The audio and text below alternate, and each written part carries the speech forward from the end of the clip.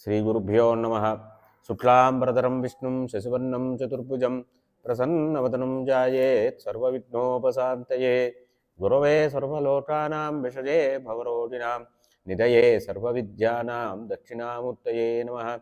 ज्ञानानन्दमयं देवं निर्मलस्फटिकाकृतिम् आधारं सर्वविद्यानां हयग्रीवमुपास्महे। सदाशिवसमारम्भां व्यासशङ्करमध्यमाम् अस्मदाचार्यपर्यन्तां वन्दे गुरुपरम्परां। श्रुतिस्मृतिपुराणानाम् आलयं करुणालयं नमामि भगवत्पादशङ्करं लोकशङ्करम्। आपदामपहर्तारं दातारं सर्वसम्पदां लोकाभिरामं श्रीरामं भूयो भूयो नमाम्यहम्। मनोजवं मारुततुल्यवेगं जितेन्द्रियं बुद्धिमतां वरिष्ठं वातात्मजं वानरयूथमुख्यं श्रीरामदूतं शिरसा नमामि।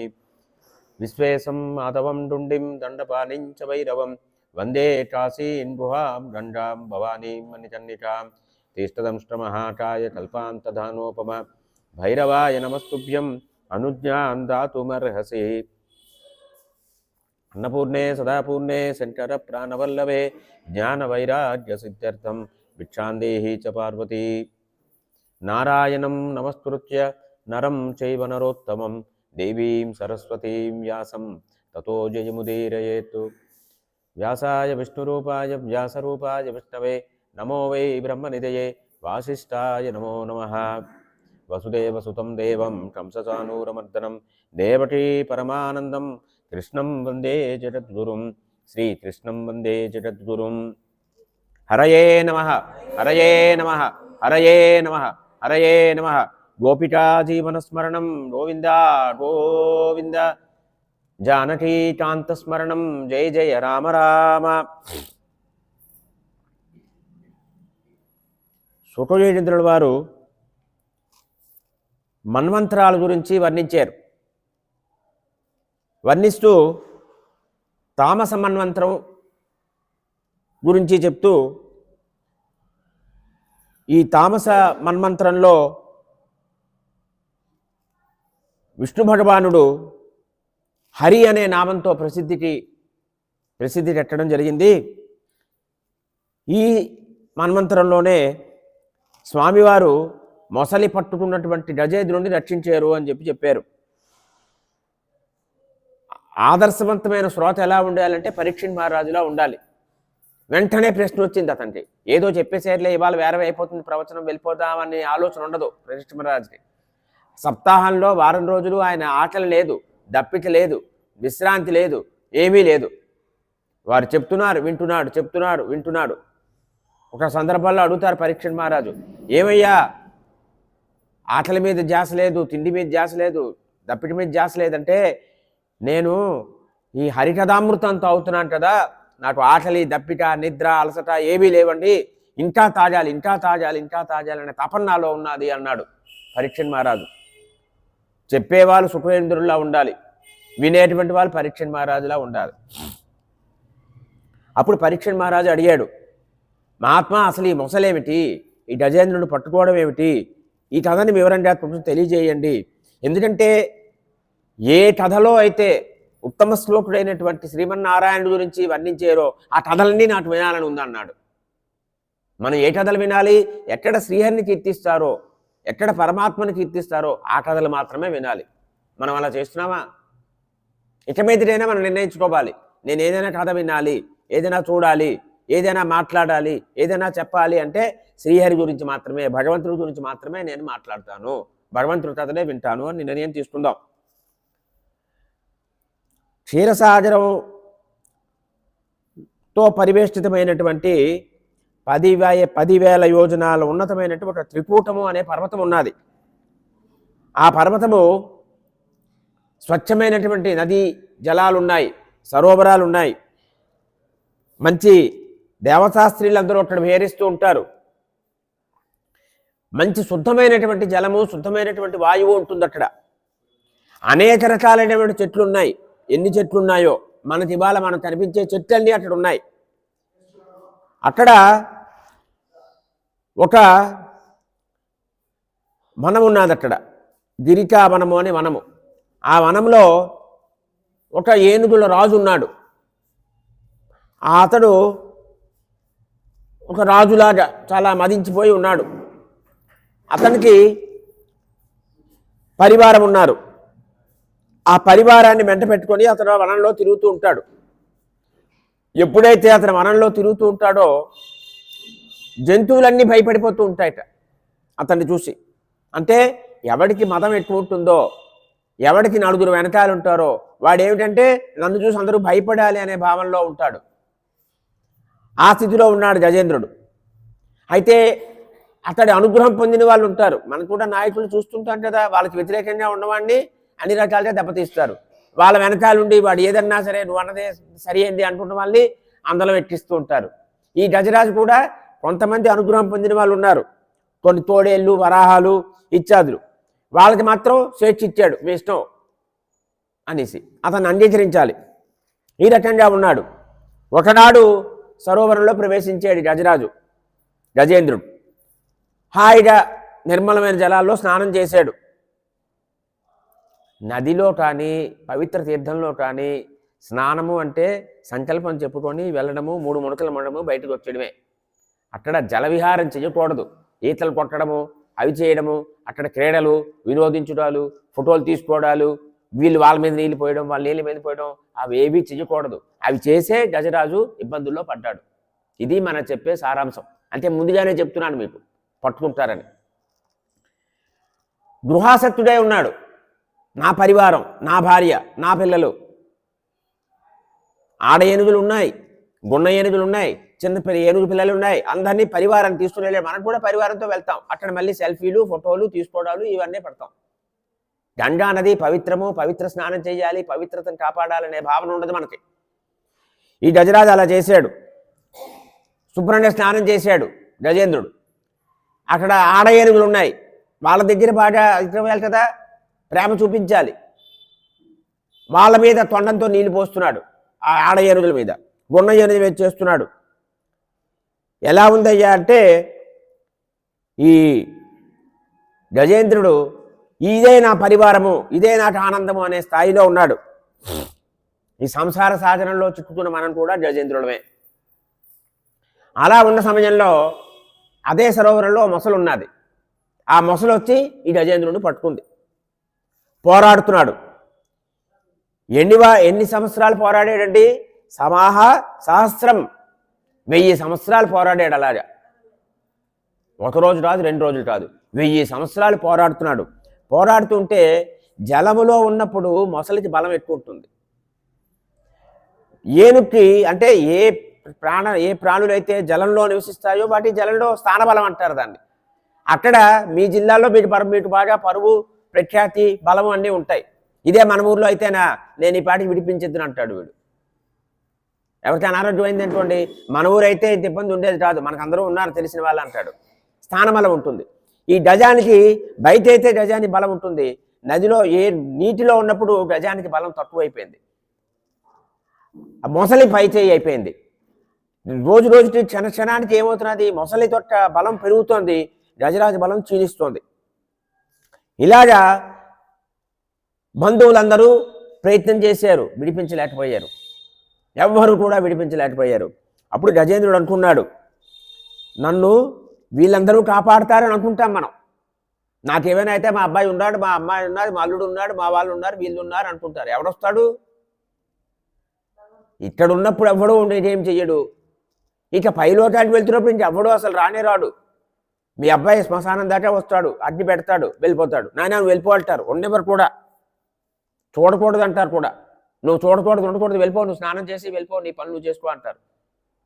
మిగిలిన వాళ్ళే ఉంటారు అక్కడ.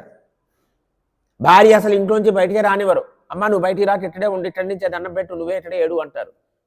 మరి ఎవరు వస్తారండి? నువ్వు చేసిన పాపము పుణ్యము రెండే వస్తాయి. ధర్మరాజు గారు వెళ్తున్నారు మహాప్రస్థానం, 4 తమ్ముళ్ళతోటి ద్రౌపదితోటి వెళ్తున్నారు. వెళ్తూ ఉంటే మొట్టమొదటి సహదేవుడు పడిపోయాడు, నకులుడు పడిపోయాడు, ద్రౌపది పడిపోయింది, అర్జునుడు పడిపోయాడు, భీముడు పడిపోయాడు. అడిగాడు భీముడు, ఏమిటి సహదేవుడు పడిపోయాడు, వాడికి అహంకారం. నకులుడు పడిపోయాడు, వాడికి అహంకారం. ప్రతివాడికి అహంకారమే. సాక్షాత్తు వాళ్ళకే అహంకారం ఉంటే ఇక మీరు నేను ఎంతండి?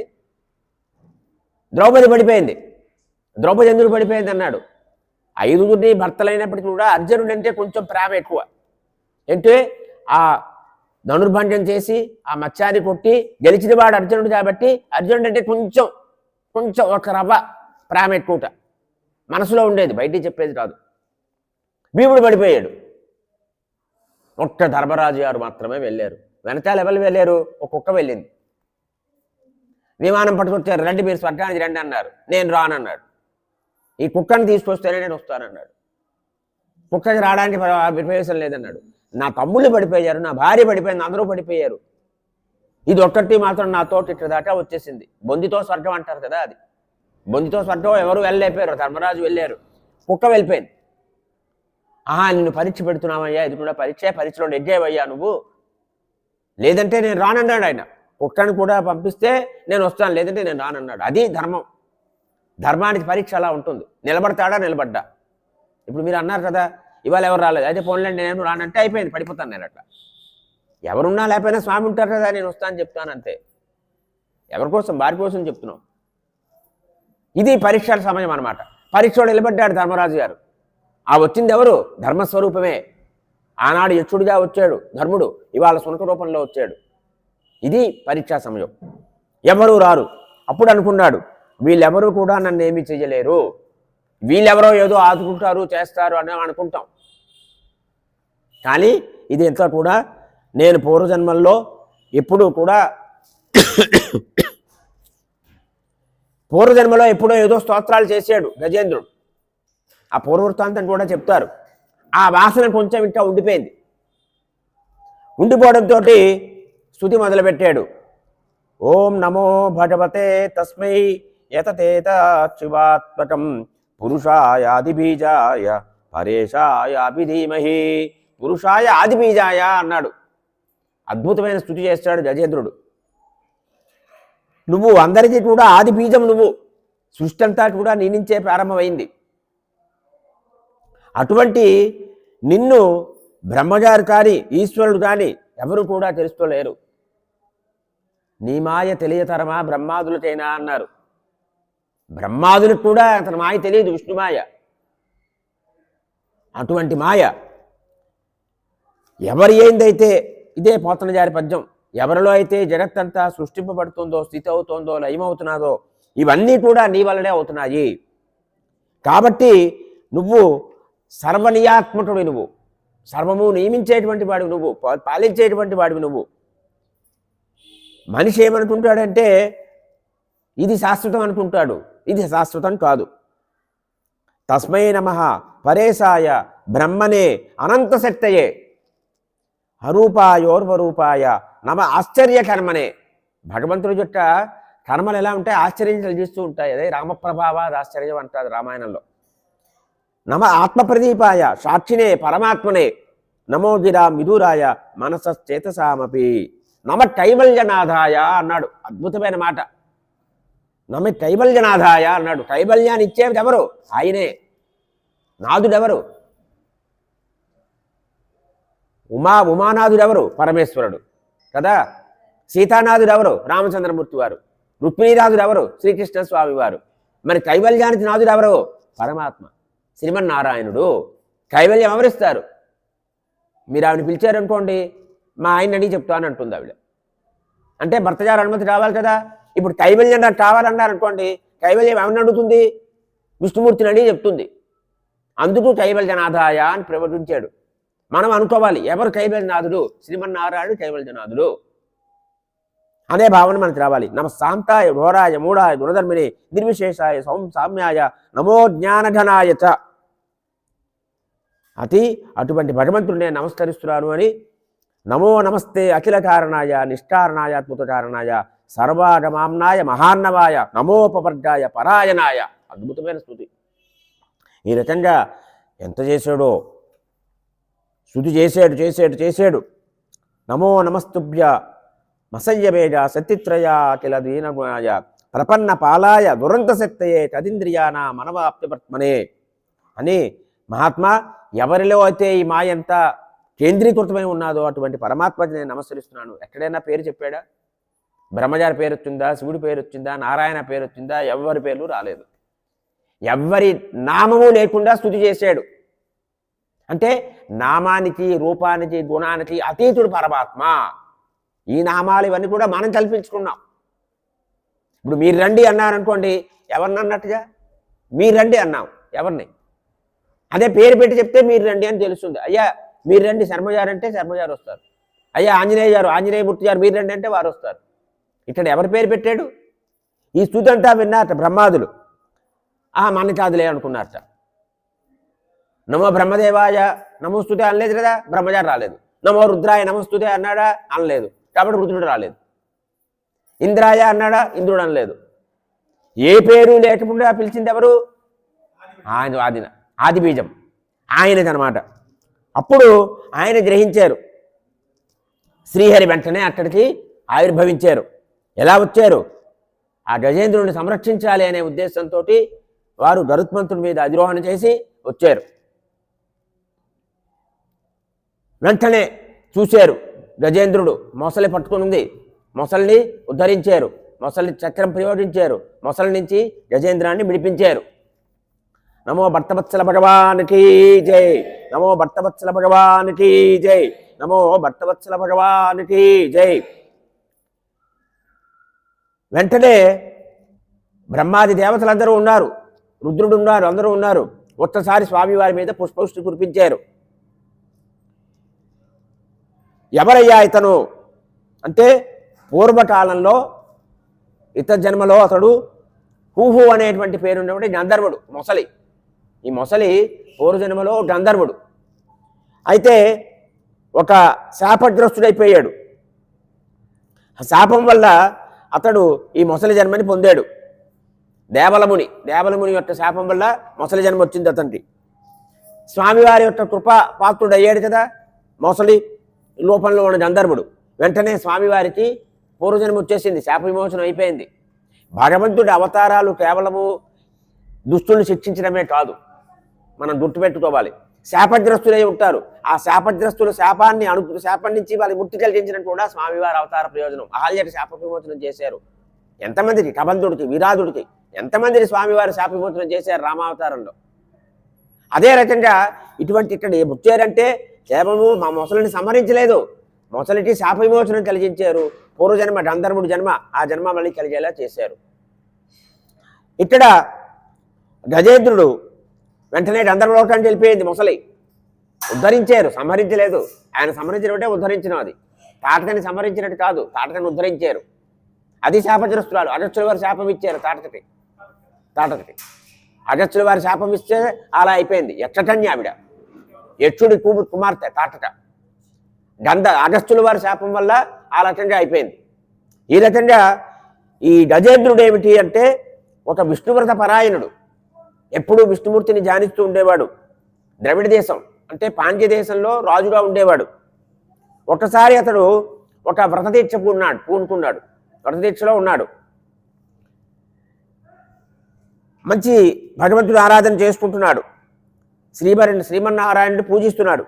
అదే సమయంలో శిష్య సమేతంగా అక్కడికి అగస్త్య మహర్షి వారు వచ్చారు. ఇతడి పేరు ఇంద్రజుమ్నుడు అనే రాజు. అప్పుడు ఆశ్రమంలో ఉన్నాడు. ఆశ్రమంలో ఉండి దీక్షలో ఉండి అనుష్ఠానం చేసుకుంటున్నాడు. అదే సమయంలో అగస్త్యుల వారు వచ్చారు. మహనీయులు వచ్చినప్పుడు మనం వారిని అఘోరపరచకూడదు, వారిని ఉపేక్ష చేయకూడదు. నువ్వు ఎంత దీక్ష నియమంలో ఉన్నా అంటే గృహస్థులో ఉన్నప్పుడు దానికి అనుగుణంగా గృహస్థ ధర్మానికి ఇబ్బంది కలగకుండా వ్రతాలు పట్టుకోవాలి. నేను 24 గంటలు కూర్చుంటానంటే నువ్వు గృహస్థులేదా, నీ ఇంటికి వస్తారు. వచ్చిన వాళ్ళకి ఏమవుతుంది? ఏదో ఏకాదశి వారి ద్వాదశి వారు వెళ్ళారు అన్నట్టు ఉంటుంది అనమాట. వాళ్ళు పాపం భోజనం పెడతారని వెళ్ళారట. మేము ఏకాదశి ఉపవాసం అండి అన్నట్ట.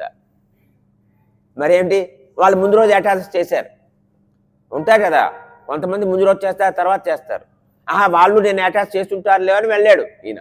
ఏమంటే మేము ఇవాళ ఏకాదశి చేస్తున్నాం అన్నాడు. ఆయన ఏమో ద్వాదశి చేద్దామని వచ్చాడు. ఇలా ఉంటుంది పరిస్థితి. అందుకు మనం నియమాలు ఏర్పడకుండా మన గృహస్థ ధర్మం ప్రధానం, దానికి బంధం రాకుండా చూసుకోవాలి. ఇక్కడ చేసిన తప్పది.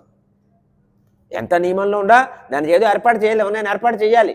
ఎవరైనా వస్తే వారిని కూర్చోబెట్టండి, వారికి అన్ని అర్ఘ్యపాద్యాదులు ఇవ్వండి, చెప్పండి అని చెప్పాలి కదా. ఏర్పాటు చేయలేదు. మీరు లేరనుకోండి, పలానా వారు వస్తారు, వారిని కూర్చోబెట్టండి, నేను వస్తానని చెప్పి వెళ్తాడు ఇంటి యజమాని, చెప్పాలి. నేను రావడం ఆలస్యమవుతుంది, వారి భోజనం పెట్టండి, వారిని విశ్రాంతి తీసుకోమనండి, నేను వస్తానని చెప్పాలి. అప్పుడు గృహస్థ ధర్మాన్ని ఎట్టడా ఆటంకం కలగదు. వెంటనే అగస్త్యుల వారు అన్నారు, ఏమిరా నేను వస్తే నువ్వు గమనించడం లేదు, నీ గురువు ఎవడని అడిగారు ఆయన.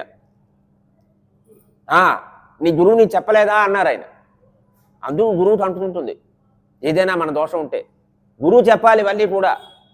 నాయన అతిథి సేవ ఎలా చేయాలి, సత్పురుషులు వస్తే వాళ్ళ సేవ ఎలా చేయాలి, ఇవన్నీ దృష్టిలో పెట్టుకోరా అని చెప్పాలి. అంటే నీ గురువు నీకు ఈ విషయాలు చెప్పలేదా, బోధించలేదా అన్నారు. కాబట్టి నువ్వు జడుల్లా ఉండిపోయావు, మదంతో ఉండిపోయావు, కాబట్టి నువ్వు ఏనుగు అయిపోతావు అని చెప్పించేశారు ఇంద్రజుమ్ను నుండి రాజుని. పాండ్యరాజు ద్రవిడ దేశం, తమిళనాడు. పాండ్యరాజులు తమిళనాడు అనమాట. ద్రవిడ దేశం వాడు ఇంద్రజుమ్ను అనే రాజు. అందువల్ల అగస్త్యుల వారి యొక్క శాపం వల్ల ఇతడు గజ జన్మ పొందాడు, ఏనుగు జన్మ పొందాడు. స్వామివారు ఈ స్తుతి అంతా విన్నారు. ఒక్కసారి చెప్పారు, నాయనా నువ్వు ఏ స్తుతి అయితే చేసేవో ఈ స్తుతిని ఉదయాన్నే లేవగానే ఈ స్తుతి చెయ్యాలట. గజేంద్రుడు చేసాడే స్వామివారి స్తుతి. ఒక 10 ఎన్నో శ్లోకాలు ఉంటాయి. ఆ శ్లోకాలు స్తుతి చేస్తే వాడికి ఏమవుతుందంటే వాళ్ళకి ఉత్తమ గతి లభిస్తుంది. అంతేకాదు ఉదయం లేవగానే ఎవరెవరిని స్మరించాలి అని చెప్తున్నారు. ఏమిటి చెప్తున్నారు? నన్ను అంటే స్వామివారిని స్మరించాలి. ఆ గజేంద్రుడిని రక్షిస్తున్నటువంటి స్వామివారిని ఒక్కసారి గరుత్మంతుని మీద వచ్చారు, ఆ గజేంద్రుడిని రక్షించారు, చక్రం విదిలేరు, చక్రం వదిలేరు అని మనం ఒక్కసారి ఆలోచించుకొని స్మరించుకోవాలి. ఈ గజేంద్రుడిని స్మరించుకోవాలి, ఈ సరోవరాన్ని స్మరించుకోవాలి. ఇది వృక్షాలు, బ్రహ్మగారు, శివుడు, బ్రహ్మలోకము, శివుడి యొక్క ఆవాసం కైలాసము, క్షీరసాగరం, శ్వేతదీపం, స్వామివారి దగ్గర ఉన్న శ్రీవత్స చిహ్నం, కౌస్తుభమని, స్వామివారు వనమాలి గదీసారండి, ఆ వైజయంతి మాల, స్వామివారి గద కౌమోదికి, స్వామివారి చక్రం సుదర్శన చక్రం, శంఖం పాంచజన్యం, గరుత్మంతుడు, శేషనాగుడు, శేషసల్పసాయి కదా వారు శేషనాగుడు. ఈ రకంగా లక్ష్మీదేవి, బ్రహ్మగారు, నారద మహర్షి. అంటే బ్రహ్మలోకాన్ని స్మరించాలి, బ్రహ్మగారిని స్మరించాలి, శివుణ్ణి స్మరించాలి, కైలాసాన్ని స్మరించాలి, ప్రహ్లాదుని స్మరించాలి, మత్స్య కూర్మ వరాహాది అవతారాలన్నీ స్మరించాలి. ఇక సూర్యచంద్రుల్ని, అగ్నిని, ప్రణవాన్ని, సత్యాన్ని, మాయని, గోవులని, విప్రభక్తిని, గంగా సరస్వతి, నంద, కాళింది ఇత్యాది నదుల్ని, ఐరావతము, ధ్రువుడు, సప్త బ్రహ్మర్షులు, పుణ్యశ్లోక మానవులు, వీళ్ళందరినీ కూడా స్మరించాలి ఉదయం. వాళ్ళందరినీ స్మరిస్తే ఏమవుతుంది? సకల పాపాల నుంచి ముక్తి కలుగుతుంది అన్నారు. మనం ఉదయం లేవగానే న్యూసు, అక్కడ ఎవడు గెలిచాడో, వీడు ఎవడు గెలిచాడో, ఆ కోర్టు ఏమైందో, ఇదేమైందో, అక్కడ ముఖ్యమంత్రి ఎవడో, ఇదే ముట్టుకోడా. టీవీలో న్యూస్లు, న్యూస్ పేపర్లు చూడడం, ఉదయాన్నే న్యూస్ పేపరే చూస్తూ అవుతారు. అయ్యో లేవాలి, సంధ్యావందనం చేయాలనే ధ్యాస ఉండదు. మరి ఇవన్నీ ఎప్పుడు స్మరణ చేస్తాడు? ఈ రకంగా ఎవరైతే ప్రయాణ కాలంలో ఎక్కడైనా మీరు ప్రయాణం ఎత్తినప్పుడు ఒక్కసారి గజేంద్రుడిని స్మరించుకోవాలి. స్వామివారి గజేంద్రుడిని ఉద్ధరించినటువంటి, సంరక్షించినటువంటి స్వామివారిని స్మరించుకోవాలి. ఈ చేసుకోవడం వల్ల వారికి మంచి కలుగుతుంది అని స్వామివారు చెప్పారు. ఇది గజేంద్ర మోక్షం. ఈ గజేంద్ర మోక్షం ఏమిటి అంటే, అతడు జనంలో దిగాడు, మొసలి పట్టుకుంది, మనం కూడా సంసారం అనే సాధనంలో దిగాము. ఈ